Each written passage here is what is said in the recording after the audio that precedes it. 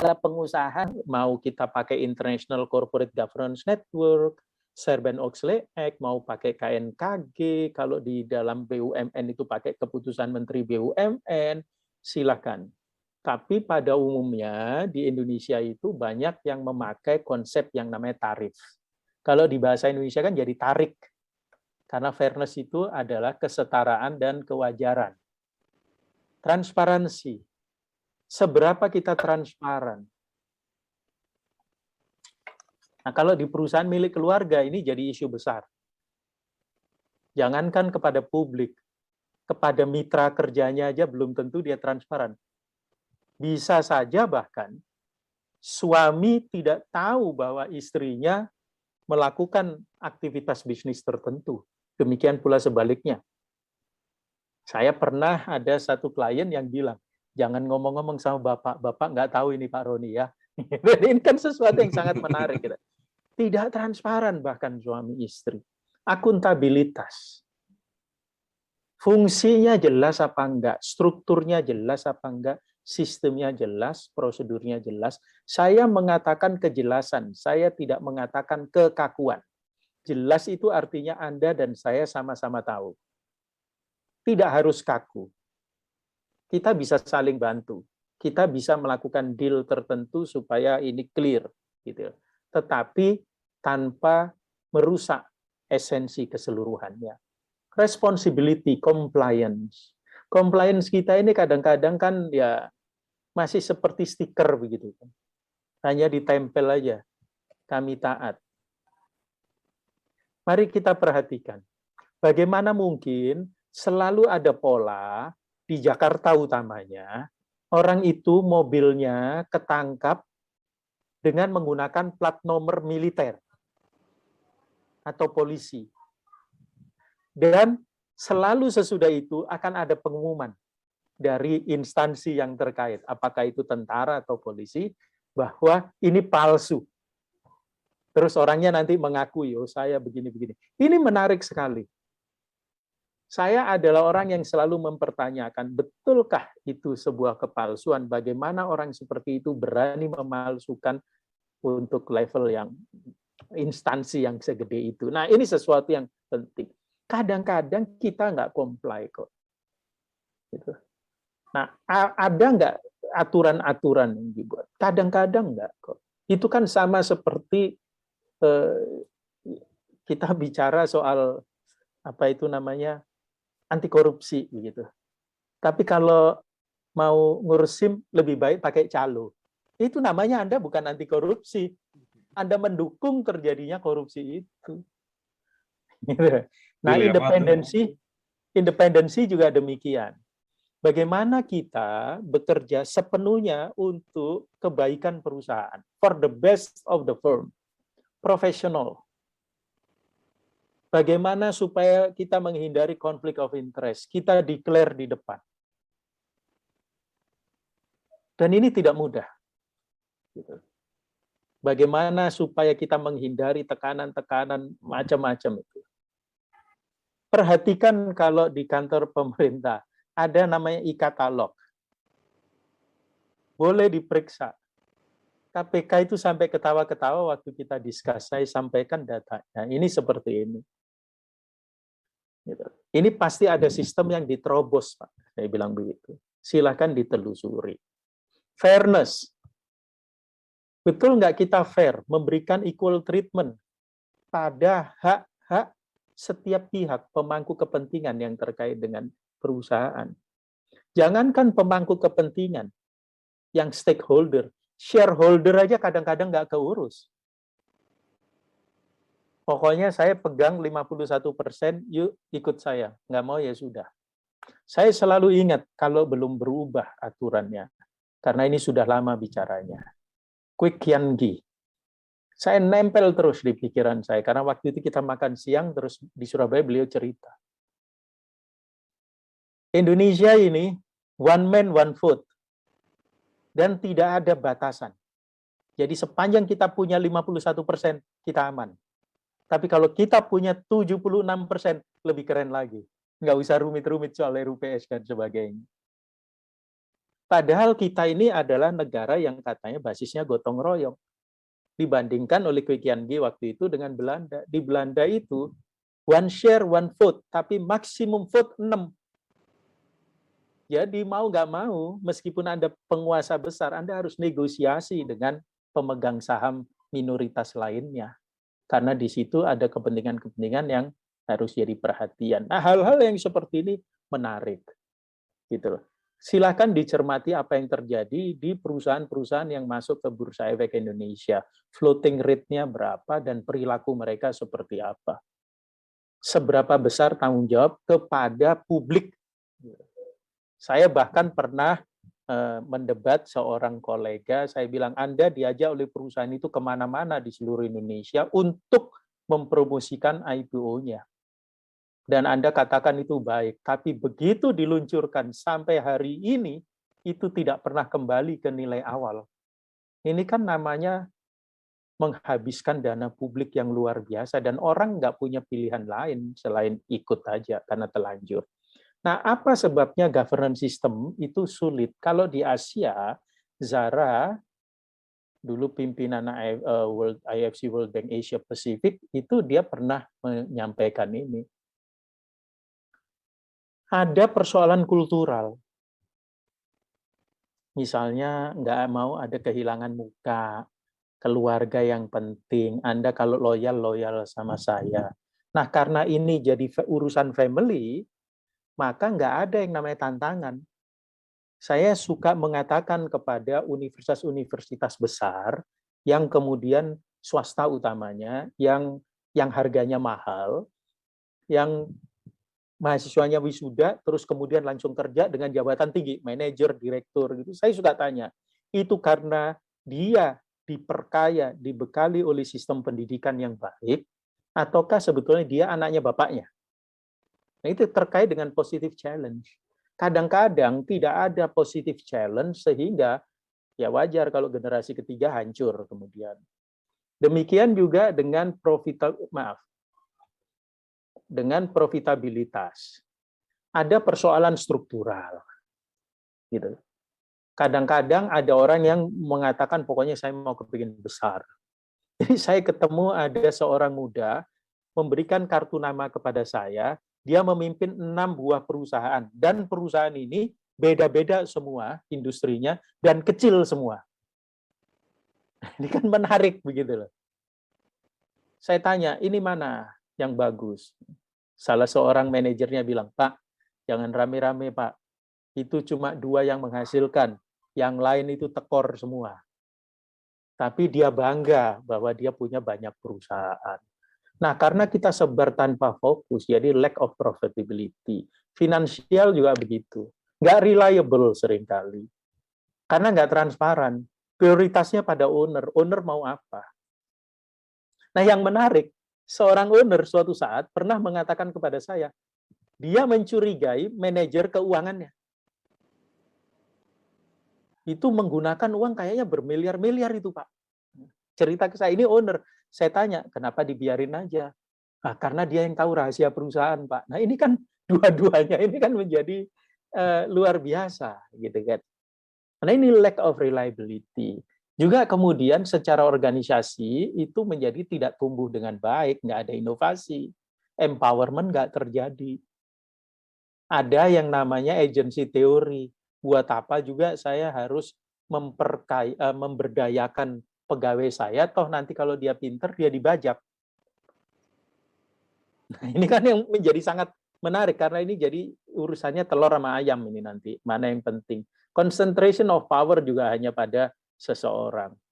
Di Indonesia ini ada yang menarik, secara formal, si A menjadi komisaris, jadi si bapak menjadi komisaris. Si anak menjadi komisaris, si bapak menjadi direktur. Tapi dalam operasi sehari-harinya, si bapak bertindak seperti komisaris, si anak jadi direktur. Waktu dia tanya sama saya, Pak, implikasinya apa? Ya, tergantung, kalau Anda kepingin mertua Anda masuk penjara, Anda iseng aja. Karena secara formal dia yang tanggung jawab. Direksi kan yang bertanggung jawab terhadap perusahaan. Nah, hal-hal yang seperti ini, kalau di dalam bisnis milik keluarga misalnya, itu seringkali hanya dipakai untuk mendistribusikan kesejahteraan. Semua diberi jabatan karena supaya masuk dalam payroll-nya perusahaan. Jadi di sini yang menyebabkan lack of competitiveness. Perusahaan juga, kemudian kalau kita katakan bagaimana nih, kenapa kok nggak bisa jalan nih? Ini jadi telur sama ayam lagi tadi. Governance system itu di Indonesia misalnya, di Asia sebetulnya, tapi termasuk Indonesia itu sulit. Karena apa? Satu, lingkungan. Ini soal persepsi tentang trust. Orang saling nggak percaya. Gitu. Orang saling nggak percaya. Silakan Anda bicara dengan teman Anda, pengusaha, tanya sama mereka. Mereka percaya nggak bahwa polisi bersih? Mereka percaya nggak bahwa jaksa itu jujur? Mereka percaya nggak bahwa hakim itu wakil Tuhan? Tiga ini kan luar biasa nih. Nah, ini kejadiannya. Perusahaan juga begitu, datanya tadi sudah saya sebut tidak reliable. Manajemennya kadang-kadang tidak kompeten. Ada satu perusahaan dulu ya, yang pernah saya terlibat begitu, saya bicara sama owner, Pak, kalau dilihat dari tren seperti ini, menurut pengetahuan dan pengalaman saya, peluangnya hanya ada dua. Yang pertama, ada persoalan manajemen expertise. Dia tanya, apa itu artinya? Artinya, manajemen, jadi direksi dan para senior manager, ini kapabilitasnya di bawah standar. Atau kemungkinan yang kedua, kekurangan modal. Ya, jadi Bapak merasa mana yang lebih pas? Kalau yang lebih pas karena kurang modal, ya datangkan investor. Gedein di perusahaan. Atau yang kedua. Nah, yang menarik ternyata dua-duanya emang. Jadi paling gampang ya datangkan investor, investor kemudian mengambil alih manajemen dan dia masih tetap punya saham di situ. Ini salah satu cara. Kalau kita bicara tentang pengadilan, itu di Indonesia juga begitu. Jadi masalah. Karena patut diduga sebetulnya sistem pengadilan kita ini tidak memberikan proteksi pada kepentingan-kepentingan investor. Meskipun sekarang sudah ada omnibus law dan sebagainya, tetap aja enggak. Saya banyak terkait dengan kasus-kasus di daerah begitu ya, kalau di Jawa Timur gitu lumayan banyak tahu lah ya, ada case yang seperti itu. Nggak bisa. Kalau ada keputusan nggak bisa dilaksanakan. Bayangkan ya, ketika Anda menang di pengadilan, dikatakan Anda menang, jadi misalnya antara Mas Moko dan Mas Indra, tanahnya Mas Moko diduduki Mas Indra, terus Mas Moko menang, gitu ya. Tetap aja itu Mas Moko nggak bisa ngapa-ngapain sama tanah itu. Kenapa? Karena tergantung teksnya ternyata. Di situ ada sekalian nggak di dalam putusannya tertulis eksekusinya. Gitu. Kalau enggak ya udah Mas Moko menang, tapi Mas Indra masih status quo di situ. Gitu.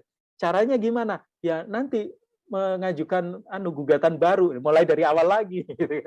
Jadi masalah. Akhirnya orang bilang kita damai aja lah daripada ruwet. Gitu.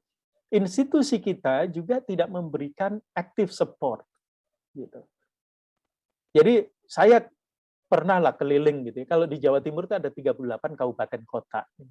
Jadi ada satu masa saya banyak terlibat gitu keliling. Saya pertama berpikir bahwa mereka tidak mendapatkan peluang. Ternyata saya lihat peluang itu ada. Sampai akhirnya saya mengatakan bahwa ada potensikah orang-orang ini tidak kompeten. Ternyata yang saya temukan nggak niat. Gitu. Karena kalau di level kabupaten, di level wali kota, itu mereka sebenarnya nggak perlu hebat-hebat amat. Karena kedudukan itu nanti ditentukan oleh kepala daerah yang terpilih oleh pemilihan langsung itu. Jadi gimana? Anda mau mengatakan semua harus baik? Nggak bisa. Faktanya begitu kan ya. Nah, terus kemudian nggak bisa memonitor dengan baik. Ini yang jadi tantangan. Nah, ini nggak usah saya masukkan ya, karena kita semua udah tahu bahwa di Indonesia menggunakan sistem 2 kamar. Kita kan menggunakan sistem kontinental, bukan Anglo-Saxon yang 1 kamar. Maka saya selalu cerita kepada teman-teman yang suka membaca buku-buku yang bersumber dari Amerika. Hati-hati karena mindset-nya Amerika itu Anglo-Saxon. Anglo-Saxon itu satu board, satu kamar. Kalau kita ini 2 board, kita ini sama dengan Jerman. Bedanya satu, kita ini pemegang saham boleh mengambil sepenuhnya, kalau di Jerman ada aturan. 50-50, 50% wakil pemegang saham, 50% komisaris adalah wakil dari pekerja. Wah, nanti gimana itu? Bisa deadlock 50-50? Enggak. Chairman selalu punya 2 suara. Jadi udah pasti dia akan 1 lebih. Kalau sampai owner kalah, itu berarti ada owner yang simpati sama pekerja. Begitu aja. Tapi keren, cara ngaturnya keren. Kalau kita kan udah pasti, sepanjang Anda 51%, Mas Indra punya 51%, Mas Moko 49%, ya udah, terserah Mas Indra mau ngapain. Karena setiap voting, Mas Moko pasti kalah. Gitu kan. Nah, ini, di dalam governance system juga ada banyak persoalan. Komisaris itu tugasnya apa sih? Kan gitu. Tugasnya komisaris itu adalah mengawasi dan menasehati. Titik. Itu yang utama udah. Mengawasi dan menasehati. Bahkan itu ada di dalam undang-undang. Mengawasi, menasehati. Jadi pertanyaan saya, yang beli, misalnya kalau perusahaan mau beli truk gitu, yang beli truk direktur apa komisaris? Ini kan jadi menarik gitu kan. Rapat pembelian truk itu terjadinya di mana? Dan seterusnya ya. Ini sesuatu yang mesti jadi perhatian kita. Di dalam perusahaan yang masuk di dalam bursa itu sangat rapi biasanya. Karena mereka memang kalau floating rate-nya tinggi kan dikontrol oleh publik. Luar biasa ya. Jadi dilihat di sana. Jadi kita mesti tahu, mereka memonitor, mereka mencari hal-hal tertentu jangan sampai terjadi, preventif lah ya, for the best of the firm. Dalam menjalankan tugasnya mereka kolektif. Peran dan fungsinya itu mereka didukung oleh tim yang namanya komite-komite. Mereka bukan orang yang boleh sembarangan ngomong. Keputusan harus melalui rapat komisaris. Yang bicara ya ketua, komisaris utama, atau yang ditunjuk. Beda dengan kalau direksi. Direksi semua orang boleh bicara. Semua orang boleh ambil keputusan. Karena itu kewenangan dia sepenuhnya. Katakanlah Mas Indra adalah direktur operasi, Mas Moko direktur marketing.